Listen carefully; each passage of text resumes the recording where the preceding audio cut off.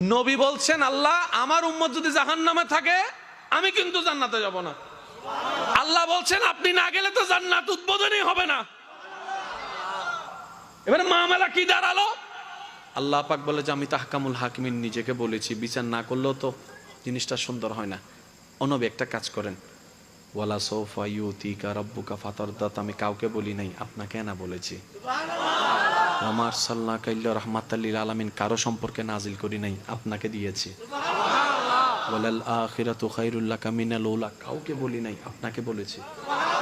আর আমি আল্লাহ ভালো করে জানি আপনি হচ্ছেন উম্মতের দরদি নবী।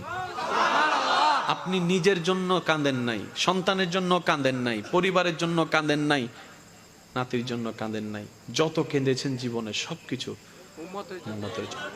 এমনকি হাসরের ময়দানে যখন সর্বপ্রথম আমাদের নবীকে আল্লাহর হুকুমে তোলা হবে, আমাদের নবী উঠেই জিব্রাইল আলাইহিস সালামকে প্রথম প্রশ্ন করবে, ও আমার ভাই জিব্রাইল, আমার উম্মতগুলা কোথায়? আইনা উম্মতি, আইনা উম্মতি, আমার উম্মত কোথায়, আমার উম্মত কোথায়, আমার উম্মত কোথায়? আমি উঠার আগেই নাকি আমার উম্মতকে জাহান্নামে দিয়ে দিয়েছো নাকি? আমার উম্মত কোনো জাহান্নামে চলে গেছে নাকি?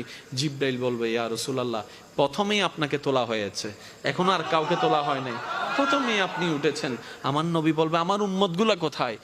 জিব্রাইল বলবে, ইয়া রাসূলুল্লাহ, এখনো তারা উঠে নাই, উঠবে একটু পরে। নবী দৌড়াই চলে যাবে আল্লাহর রহমতের দরবারের দিকে। সিজদায় যে পড়বে একটাই কথা থাকবে, রব্বি হাবলি উম্মতি, রব্বি হাবলি উম্মতি।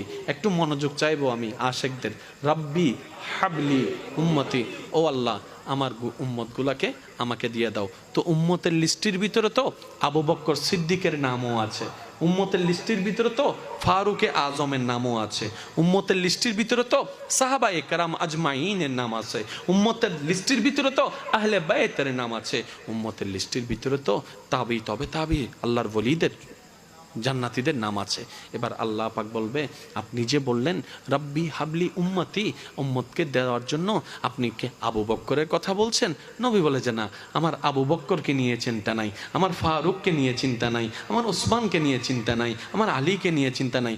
ও আল্লাহ, আমার উম্মতের ভিতরে যারা জাহান্নামের অধিবাসী হবে ওই উম্মতগুলোকে আমাকে দিয়ে দাও। আল্লাহ বিচারক হয়ে বিচারও করবেন, জাহান্নামীকে জাহান্নামে দিয়ে দিবেন। আহকামুল হাকিমের দায়িত্ব শেষ। এবার নবীকে আল্লাহ সিজদায় যাওয়ার অনুমতি দিয়ে সুপারিশ করাবেন। নবীর সুপারিশ কবুল করতে করতে নবীর উম্মতকে, আল্লাহর বান্দাদেরকে জাহান্নামী থেকে জান্নাতি করে দিবেন। জগৎ জিজ্ঞেস করবে, মওলা জাহান্নামী আবার জান্নাতি হয় কেমনে?